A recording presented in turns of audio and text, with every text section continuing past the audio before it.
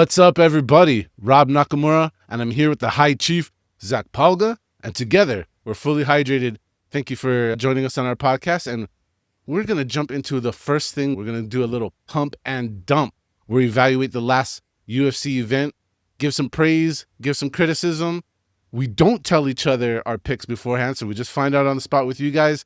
Comment. Leave some comments, respond to us. Let us know if you're on the same page with us, against us, whatever. It's all good. We're here to discuss it. So, another fight night in the books at the much blind Apex.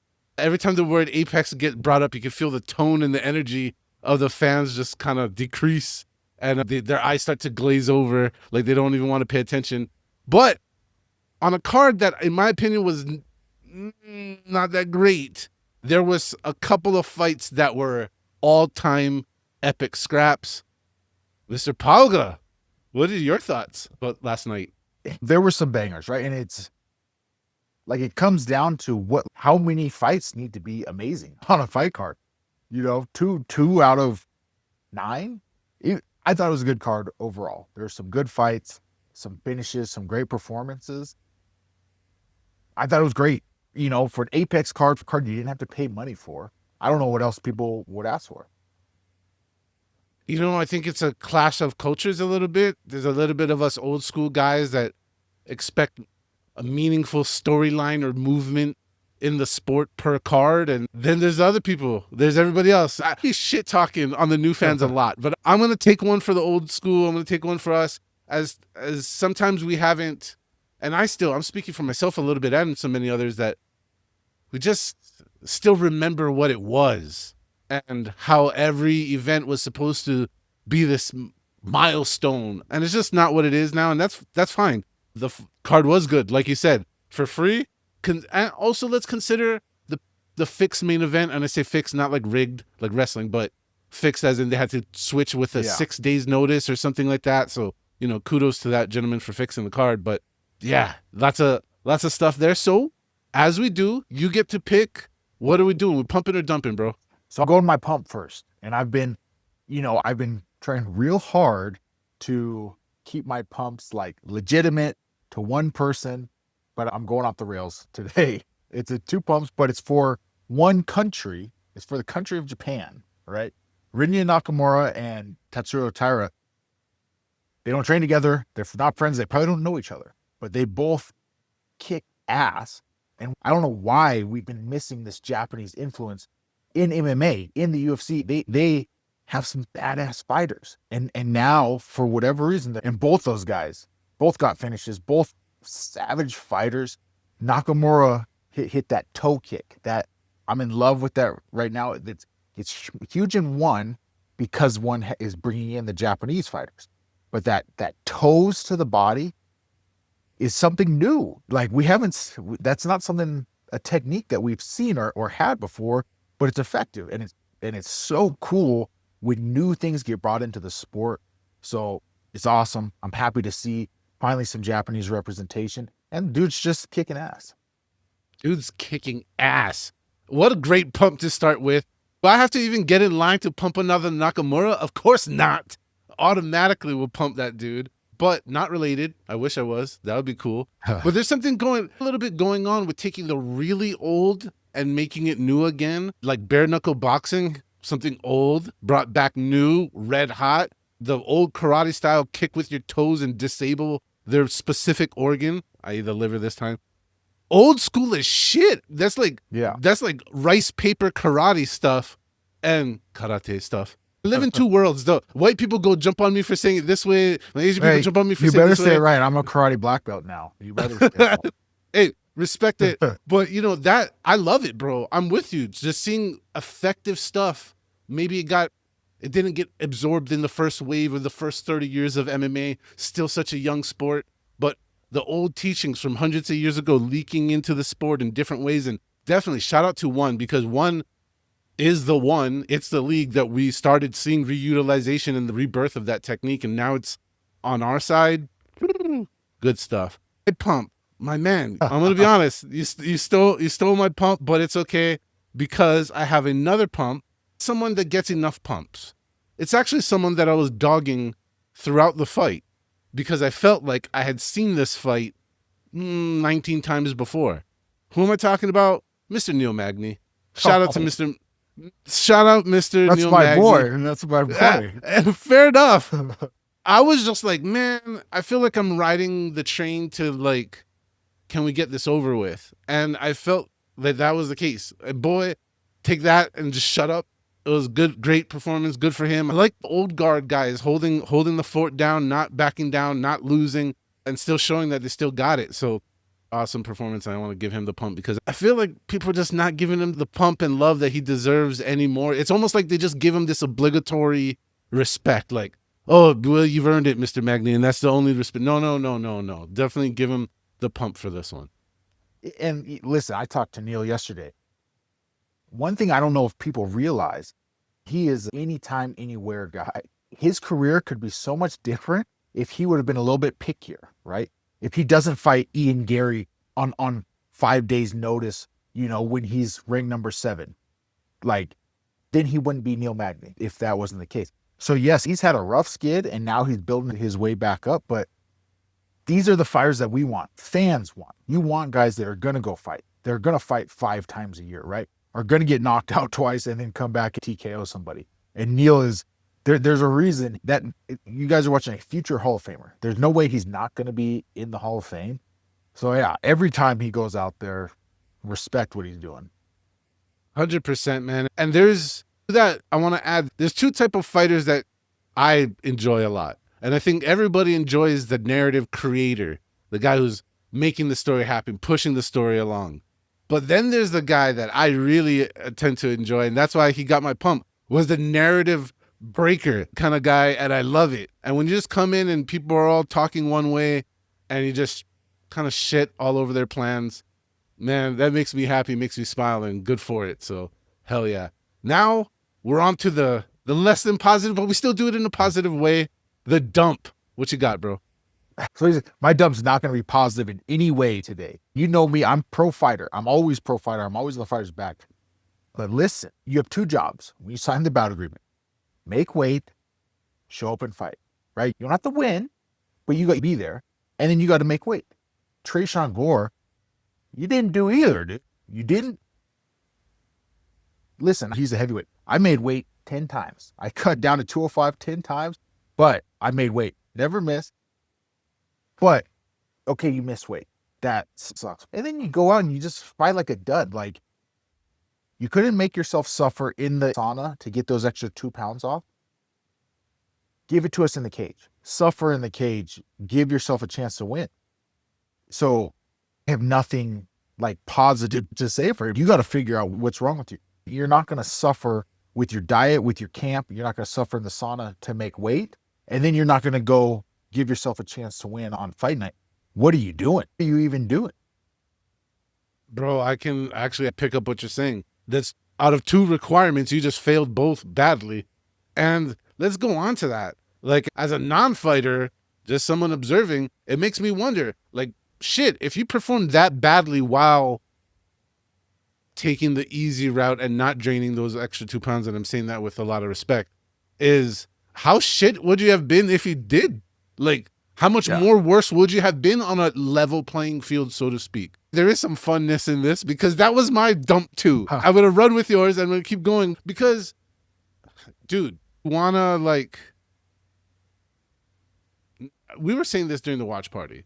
Do you want to be the guy who's not only just losing, but you're losing to the public perception that that's the other person's B game? Like, if you got grounded out and submitted by Mr. Vieira, then I think some people go like, oh, well, Vieira's a grappling expert. That's what happens when you mess with an expert grappling. You like, okay, that's where people would go. But you stood there and got pieced up by a guy who we all know that's his B game, once again, respectfully. And so to see you lose at someone else's less than optimized system, it's like, damn, dog, like, how bad are you? Then it makes people devalue you further. It starts going, I don't remember much people humping on the weight thing, which people do, but it was more like, God damn, dog, you're getting beat up on your feet. Like, that's what people saw. And that's hard to erase from the public's mind, man. Would you agree? Once you get that kind of Oh, stigma. yeah. They said there's two pieces, right?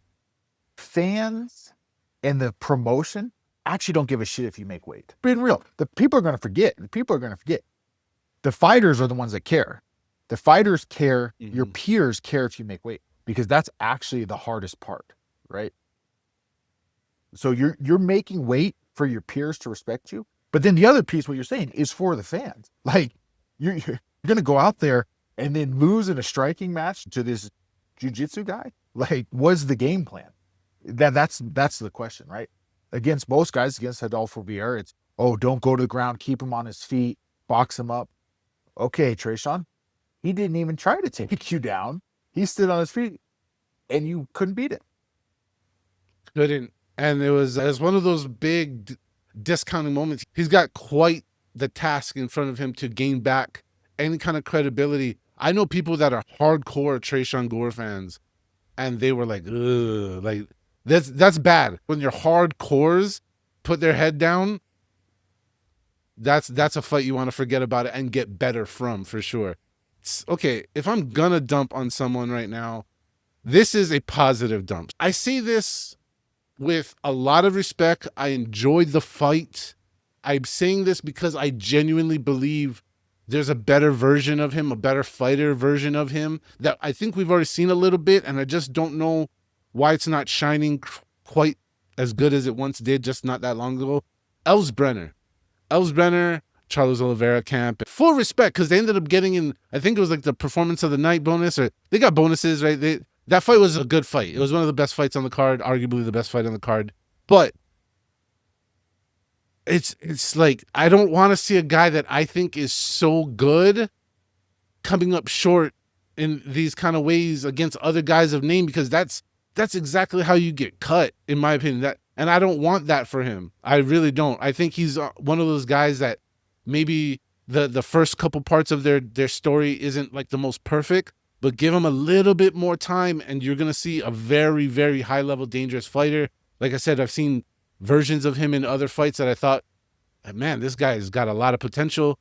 And for just some reason or not, he's just not quite clicking, in my opinion, at what he could do. And that's a very respectable dump compared to my previous dumps, my dude. What's your thoughts? Dude, you're totally right. And the hardest part, and I'm speaking from experience here, that was a great fight. He fought a good fight. And Riovics is also a really good fighter. That was a great fight. It wasn't a technique thing. It wasn't a cardio thing. It was a fight IQ thing. That's the hardest piece. It's an issue I've had in MMA specifically, where it's you're doing all the things right, but you're not doing the right things. The hardest part. No one can teach. I can teach you how to throw a cross, the right way to shoot a double leg. No one can teach you when you should do those things. You just have to figure it out as you go. That's the final step between just being a UFC fighter and being a ranked UFC fighter, being a champion. You're 100% right. If he gets those things, if he gets that fight IQ dialed in a little bit, he's a great fighter. Dude, thank you for sharing that. That's a cold statement right there. Doing the things right, but not doing the right thing. That is money. Yeah. And that encapsulates it for sure. I really, really hope, since it was a high profile fight that a lot of fans appreciated, that he will too, not just enjoying the fight later when he watches it back, but to the fact of maybe this could be the fight. This could be the fight where he puts it and it all starts coming together, because like you said, it was against a very credible opponent, one that we all think highly of. So yeah, nailed that. I also want to break the rules here. So we're done with the typical pump and dump. I want to go just micro pump on two things. All right, micro pump one, back to Rinya Nakamura. And he did something that was subtle that I think was missed by a lot of the people in the States in his entrance. Everybody's got their entrance emotes now, right? Like everybody's trying to do their signature entrance emote, end up on the UFC 5 game. I respect it. He did one where it looked like he went for the katana, and all he did was click it from the sheath, the imaginary one, if you will. Now, a lot of people was like, well, why did he pull out the sword? That was weird. Like, he didn't pull the sword out. I'm like, okay, guys, culturally, that it would be the same as pulling a revolver and then clicking the hammer back. Like, that's what he was doing. He was doing that. It's like, I'm ready to go. That was the thing behind it. I just felt like it was really cool, but also really missed. And I don't know why I'm explaining it, but I felt necessary to do so. That was good. And it also brought me reminded me, I left this out of my original pump. Him giving his post-fight speech in English and waving off the translator. I hope he knows how great that is for his career, right? And that's massive for a young, new fighter to knock somebody out with a toe kick to the body and then be able to give his call out in English. That's huge. That's huge.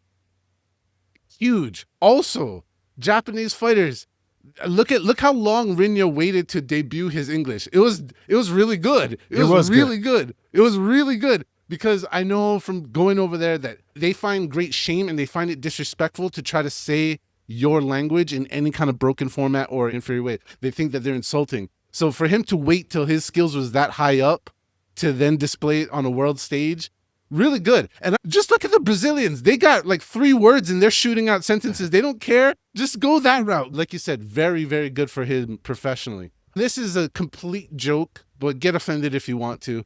I was really into the main event. If you don't know, Japan and Korea have been beefing for like 1,600 years. And every single time one of their 2 fighters get together, a small portion of Asia relives the rivalry from 1,600 years ago and carries it on. So every time this happens and the Korean fighters beat up Japanese guys, wherever it may be, they make a big deal about it. Japanese guy wins, they make a big deal about it. So I just want to say, pump to never letting a rivalry die 1,600 years later. That's why pump, man. But also definitely shout out to Mr. Park for showing up and just saving the card by being there. And man, Taira just showed I don't even want to dog Mr. Park. I just want to say that being prepared for a main event versus 6-day notice, let's give the guy a break. No, dude, they went over the story, but he was flying to the States early because he was supposed to fight in 2 weeks.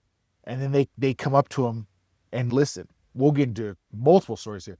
They did this to me one time. They did this to me and I told them no. And do you know what they do when you do that? They cut you afterwards. So smart on him. They did this exact thing to me where I'm just in Vegas and they go, oh, hey, can you take this fight? Your manager's not there, right? They're coming at you. They're pulling on your heartstrings, all of that. But Park did the right thing and he took the fight. They're going to hopefully remember that. I told them no. I said, they wanted me to fly to London and fight. And I was like, no, I can't. I already have a fight book, blah, blah, blah. All this excuses. Well, you know what they do if you're not a company guy? They get rid of you. They find as many, what's the distance between Zach and the door? Yeah. What do we have to figure? And they've done it to a lot of people, my man. And well, I guess that's us concluding the pump and dump.